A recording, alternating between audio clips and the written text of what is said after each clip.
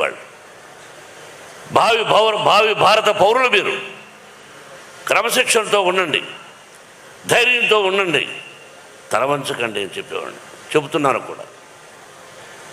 కాబట్టి అటువంటి జీవితం నాది. ఇంకా జీవితం ఎంతో ఉంది, మీకు తెలుసు. ఈ కన్నప్ప ఆ పరమేశ్వరుడి ఆశీర్వదించాడు. దాదాపు 7-8 సంవత్సరాల నుంచి కష్టపడ్డాడు. నా బిడ్డ ఎలా కష్టపడ్డాడు, ఈ సినిమా ఎలా తీసామనేది నేను చెప్పదలుచుకోలేదు. ఈ సినిమా ఎలా తీసాం, ఏం కష్టపడ్డాం వాళ్ళు చెప్పారు. నేను మొట్టమొదట హృదయపూర్వకంగా నాకంటే చిన్నవాడు నా బావ ప్రభాస్.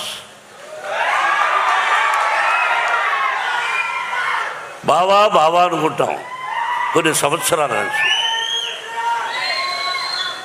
విష్ణు అన్నాడు, అంటే నా సినిమాలో చేశాడు కాబట్టి చెప్పడం కాదు, చేసినా చేసి ఉండకపోయినా మానవత్వం, మంచి మనిషి, మంచి హృదయం ఉన్నవాడు ప్రభాస్. నేను మామూలుగా ఒకసారి ఫోన్ చేసి ఏం బావా అన్నా, ఇంటికి రానా అన్నా. ఓకే బావా, రేపు రా అన్నాడు. ఏమైనా నేను ఒక పని మీద వస్తున్నాను, నువ్వు ఎస్ సార్ నువ్వు చెప్పబోయా అంతే. ఏంటి బావా అన్నాడు. ఏం కంగారు పడకని వెళ్ళాను. కూర్చొని ఈ పిక్చర్లో ఇన్ని రోజుల వేషం ఉంది, నువ్వు చేయవలసిన అవసరం లేదు. You are the top hero in India, one of the top hero in India, not only India, the world wide. అటువంటి గొప్పవాడు.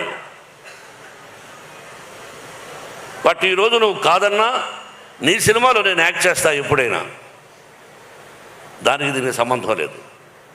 ఇన్ని రోజులు ఎస్ఆర్ నో అన్నా. బావా దీనికి నువ్వు రావాలన్నా నేను విష్ణు మాట్లాడుకుంటాం, ఐఎమ్ డూయింగ్ అన్నాడు. ఒకే మాట, దట్స్ ఆల్. ఒకరోజు అలా వచ్చాడు, చేశాడు. ఇంతకంటే ఎక్కువ ప్రభాస్ గురించి చెప్పకూడదు. ఆ కుటుంబం నాకు ఎంతో ఇష్టం. కృష్ణరాజు గారన్నా, వీళ్ళ నాన్నగారన్నా, వాళ్ళ కుటుంబం అంటే నాకు బాగా ఇష్టం. కాబట్టి ప్రభాస్ 100 సంవత్సరాలు ఆ షిరిడి సాయినాథుని ఆశీస్సులతో, పరమేశ్వరుడి ఆశీస్సులతో క్షేమంగా ఉండాలని కోరుకుంటున్నాను. ఇక